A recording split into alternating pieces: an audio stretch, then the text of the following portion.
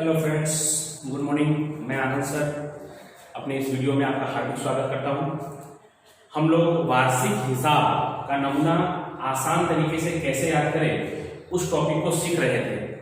बहुत सारे लोगों का कमेंट आया, मैसेज आया, फोन आया, उन सभी लोगों को थैंक यू सो मच।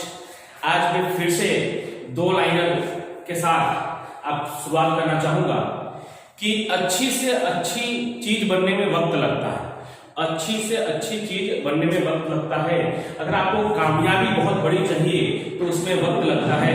एक एग्जांपल है कि अगर आप चाय की दुकान पे जाए और कहे कि भैया चाय देना, तो मिनटों में वो आपको चाय दे देता है। लेकिन कभी आप जाकर कहते हैं भैया स्पेशल चाय देना, तो वो सामने से कहता है भाई साहब थोड़ा वक्त लगेगा। तो कहने का मतलब ये कि आपकी जितनी बड़ी सफलता है उसके लिए वक्त लगेगा। किसी भी चीज का कोई शॉर्टकट नहीं होता। तो चलिए आज मैं आपको समायोजनों की जो असर है, समायोजन की दो असर होती है, उन समायोजनों की असर को किस तरह अच्छे से याद किया जा सकता है। और आपके बुक में कुछ 30 से 35 समायोजन है, उनके बदले सिर्फ 10 समायोजन की सहायता से हम पूरा वार्षिक हिसाब कैसे सीख सकते हैं उसके बारे में चर्चा करेंगे। तो चलिए ज्यादा समय वेस्ट ना करते हुए समायोजनों पर जाते हैं। तो सबसे पहले मैंने कॉलम बनाया है क्रम, समायोजन, पहली असर और दूसरी असर। समायोजन क्रम में देख सकते हैं आप 1 2 3 4 5 6 7 8 9 10 10 है। 10 में से पहला महत्वपूर्ण समायोजन है अंतिम स्टॉप। 11वीं भी बहुत बड़ा है। अंतिम स्टॉप, अंतिम स्टॉप की असर कहां कहां होगी? तो अंतिम स्टॉप की असर, पहली असर व्यापार खाते के जमा में और दूसरी असर पक्की तलपट के संपत्ति लेना में। अंतिम स्टॉक में ये भी ध्यान रखना होता है कि आपको सवाल में कई बार दो कीमत दिया होता है, मूल कीमत और बाजार कीमत, या बही कीमत और बाजार कीमत। तो उसमें से कौन सा लेना है? तो जो कीमत कम होगी वो कीमत आपको ध्यान में लेना है। तो अंतिम स्टॉक की असर कहां कहां होगी? व्यापार खाते के जमा में और पक्की तलपट के संपत्ति लेना में। ये लगभग हर सवाल में ये समायोजन होता ही है। दूसरा समायोजन है चुकाना बाकी खर्च, या जिसको अदद खर्च भी कहते हैं। चुकाना बाकी खर्च, जिसे हम अदद खर्च भी कहते हैं, उसकी दो असर कहां कहां होगी? तो पहली असर उस खर्च के जोड़ेंगे और दूसरी असर पक्की तलपट के पूंजी दायित्व में। पहली असर उस खर्च में जोड़ेंगे, किस खर्च में? तो जिसके बारे में प्रश्न में दिया होगा। अगर प्रश्न में कहा है कि मजदूरी का 5000 चुकाना बाकी है तो मजदूरी में जोड़ेंगे, वेतन का 1000 चुकाना बाकी है तो वेतन में जोड़ेंगे, आवक माल गाड़ी किराया का 400 चुकाना बाकी है तो आवक माल गाड़ी किराया में जोड़ेंगे। तो सभी खर्चों का तो उल्लेख नहीं हो सकता। तो आसान तरीका यही है कि आप ऐसा याद रखें कि उस खर्च में जोड़ेंगे, जिस खर्च के बारे में कहा होगा उस खर्च में जोड़ेंगे और पक्की तलपट के पूंजी दायित्व पक्ष में लिखेंगे। तीसरा है अग्रिम या पेशगी चुकाया खर्च। अग्रिम चुकाया खर्च, या उसी को बोलते हैं पेशगी चुकाया खर्च, या उसी का दूसरा नाम होता है पूर्वदत्त खर्च। तो उसकी असर क्या होगी? तो ठीक चुकाना बाकी खर्च की जो असर आपने देखा है, ठीक उसका उल्टा अग्रिम चुकाया खर्च का क्या होगा? उस खर्च में से घटाएंगे। किस खर्च में से? तो फिर वही बात, जिस खर्च के बारे में कहा होगा आपको समायोजन में स्पष्ट लिखा होगा उस खर्च में से घटाएंगे। अगर आपको कहा होगा मजदूरी में के 500 अग्रिम चुकाए हैं या वेतन के 1000 अग्रिम चुकाए हैं, तो जिस खर्च के बारे में कहा होगा उस खर्च में से घटाएंगे। अब वो खर्च कहाँ आएगा? तो ये तो हम पहले से नमूने में सीख चुके हैं कि मजदूरी व्यापार खाते के उधार में आता है, वेतन लाभ हानि खाते के उधार में आता है, तो वो तो हमें पहले से पता है। तो उस खर्च में से घटाएंगे और पक्की तलपट के संपत्ति लेना में लिखेंगे। ठीक है। अब चौथा है मिलना बाकी आय। मिलना बाकी आय को अप्राप्त आय भी कहते हैं, जो अभी मिला नहीं है, मिलने वाला है, ऐसा है। उस आय में जोड़ेंगे और पक्की तलपट के संपत्ति लेना में। फिर से उस आय का मतलब जिसके बारे में सूचना दी होगी या स्पष्ट लिखा होगा उस आय में हम जोड़ेंगे और पक्की तलपट के संपत्ति लेना में। पांचवा है अग्रिम प्राप्त आय। ठीक उसका उल्टा अग्रिम प्राप्त, जो पहले से मिल चुका है, तो जो मिलना बाकी था तो हमने क्या किया था? जोड़ा था। और अग्रिम प्राप्त तो क्या करेंगे? उस आय में से घटाएंगे जिसका अग्रिम प्राप्त है। जैसे कमीशन का अग्रिम प्राप्त है या ब्याज का अग्रिम प्राप्त है, तो उसमें से घटाएंगे। कितना? तो जितना समायोजन में दिया होगा 500 प्राप्त है तो 500 घटाएंगे।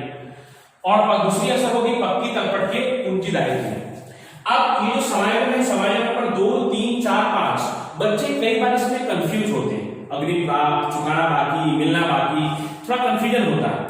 तो उसका एक और आसान तरीका है मेरे पास याद रखने का, थोड़ा ध्यान से सुनिएगा। उसका आसान तरीका ये है कि आप ये याद रख लीजिए कि आपको अगर दुख तो द से दुख और द से दायित्व। और आपके अंदर सुख की अनुभूति हो रही है तो स से सुख और स से संपत्ति। आपको ये बोलेंगे कैसे, थोड़ा सुनने में अजीब लग रहा है, याद रखिएगा द से दुख, द से दायित्व, स से सुख, स से संपत्ति। जैसे चुकाना बाकी खर्च, आप किसी पेढ़ी के मालिक हैं और आपके कर्मचारियों का वेतन चुकाना बाकी है, वो बार बार आपसे वेतन की मांग कर रहे हैं, तो आपके लिए सुख है दुख है? दुख है।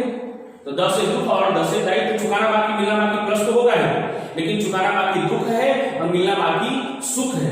तो चुकाना बाकी दुख है, द से दुख और द से दायित्व, इसलिए दायित्व में आएगा और मिलना बाकी हमारे लिए सुख है, हमें अच्छा लगता है भाई इतना और मिलने वाला है, तो वो हमारे लिए सुख है, तो कहां पे आएगा? संपत्ति में। तो याद रखिएगा जिसमें आपको दुख लगे वो दायित्व में, जिसमें आपकी सुख की अनुभूति हो वो संपत्ति लेना में। द से दुख, द से दायित्व, स से सुख और स से संपत्ति लेना, ये याद करने का एक छोटा तरीका। तो G3।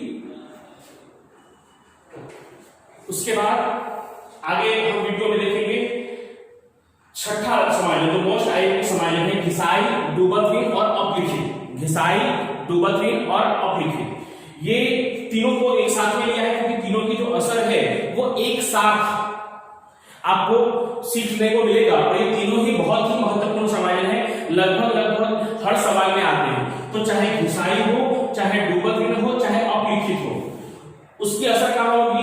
तो उस संपत्ति में से घटाएंगे, उस संपत्ति में से घटाएंगे। उस संपत्ति मतलब किसमें से? जिसके बारे में कहा होगा। अगर मकान का 10% घिसाई गिनने के लिए कहा है तो मकान में से घटाएंगे, फर्नीचर का घिसाई गिनने के लिए कहा है तो फर्नीचर में से घटाएंगे, मोटर कार में घिसाई गिनने के लिए कहा है तो मोटर कार में से घिसाएंगे। उसके बाद डूबत ऋण, देनदार में से मोस्ट ऑफली कहा होता है, देनदार में से घटाएंगे। अपलिखित, भाड़े पट्टे का मकान अपलिखित, भाड़े पट्टे की जमीन अपलिखित, यानी जिसके बारे में कहा होगा। यह घिसाई का भी सेम एंट्री होता है, डूबत ऋण की भी सेम असर होती है और अपलिखित की भी सेम असर होती है। जिस संपत्ति के बारे में जितना परसेंट या जितना रकम कहा होगा उतनी रकम उस संपत्ति में से घटा देंगे। संपत्ति कहां लिखा होता है? आपको मालूम है संपत्ति लेना में लिखा होता है, तो उस संपत्ति में से घटाएंगे और लाभ हानि खाते के उधार में लिखेंगे, खर्च के रूप में उसका लेखा होगा। उसके बाद है पूंजी का ब्याज, सातवां है पूंजी का ब्याज या साझेदार को प्राप्त कोई भी रकम। साझेदार को प्राप्त कोई भी रकम मतलब साझेदार का वेतन, बोनस, कमीशन, पारिश्रमिक। पूंजी का ब्याज या साझेदार को प्राप्त कोई भी रकम पूंजी या चालू खाते के जमा में और लाभ हानि विवरण खाते के उधार में। मैंने आपको पहले भी सिखाया था कि पूंजी का ब्याज पूंजी के नीचे और क्रॉस एंट्री लाभ हानि विवरण खाते में। तो ठीक उसी तरह से पूंजी का ब्याज या साझेदार को प्राप्त कोई भी रकम, ये पूंजी या चालू खाता, अगर चालू खाता कभी हुआ तो चालू खाता, पूंजी या चालू खाते के जमा में और लाभ हानि वितरण खाते के उधार में। चाहे साझेदार का पूंजी का ब्याज हुआ, चाहे वेतन हो, चाहे बोनस हो, चाहे कमीशन हो। अब है आठवां आहरण का ब्याज, ठीक उसकी उल्टी एंट्री। आहरण का ब्याज ये साझेदारों के लिए खर्च है, इसलिए पूंजी या चालू खाते के उधार में और लाभ हानि वितरण खाते के जमा में।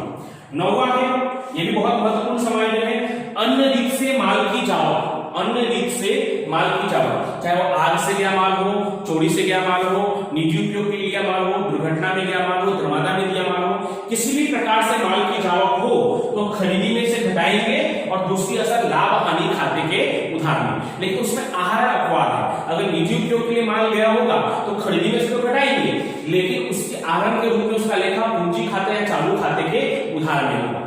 बाकी सभी का खरीदी में से घटाएंगे और लाभ हानि खाते के उधार में। तो अभी आप ध्यान रखिए फिलहाल कि किसी भी प्रकार से माल की जावक हो तो खरीदी में से घटाएंगे और लाभ हानि खाते के उधार में। 10वां लिखना बाकी खरीदी या बिक्री, दोनों लिखा है मैंने, लिखना बाकी खरीदी या लिखना बाकी बिक्री। तो खरीदी या बिक्री में जोड़ेंगे, लिखना बाकी खरीदी, अगर खरीदी का है तो खरीदी में जोड़ेंगे, बिक्री का है तो बिक्री में जोड़ेंगे। दूसरी असर पक्की तलपट में लेनदार या देनदार में जोड़ेंगे, अगर खरीदी का है तो खरीदी में जोड़ेंगे और लेनदार में जोड़ेंगे। खरीदी किससे करते हैं? लेनदार से, व्यापारी से। लेनदार को व्यापारी और देना भी कहते हैं और देनदार को लेना और ग्राहक भी कहते हैं। तो खरीदी का लिखना बाकी है तो खरीदी में जोड़ेंगे और पक्की तलपट में जाकर लेनदार या व्यापारी लिखा होगा तो व्यापारी या देना लिखा होगा तो देना, उसमें जोड़ेंगे। और बिक्री का अगर लिखना बाकी है तो बिक्री में जोड़ेंगे और देनदार में जोड़ेंगे। मोस्ट ऑफ ये उधार खरीदी या उधार बिक्री के लिए होता है। तो इस तरह से कुल 10 समायोजन है, इसको आप अच्छी तरह से लास्ट तक, वीडियो के लास्ट तक अगर आप ध्यान से पढ़ेंगे तो अच्छी तरह से आप ये याद कर सकते हैं। और इस वीडियो को अधिक से अधिक लाइक, सब्सक्राइब और शेयर करें, जिससे आपके दूसरे जो दोस्त हैं वो भी आसानी से फ्री ऑफ कॉस्ट वार्षिक हिसाब जैसा महत्वपूर्ण चैप्टर सीख सकते हैं। अगले वीडियो में एक बार सबको साथ में लेकर नमूना और समायोजन क्रम में समझाने की कोशिश करूंगा और फिर हम वार्षिक हिसाब का स्वाध्याय करने की शुरुआत करेंगे। आप अच्छी तरह से पढ़ते रहिए तो हम भी इंटरेस्टेड रहेंगे आपको पढ़ाने के लिए, और अलग अलग तरीकों से आपको पढ़ाने की शुरुआत कर दिया है मैंने और उसको हम जारी रखेंगे। वंदे मातरम।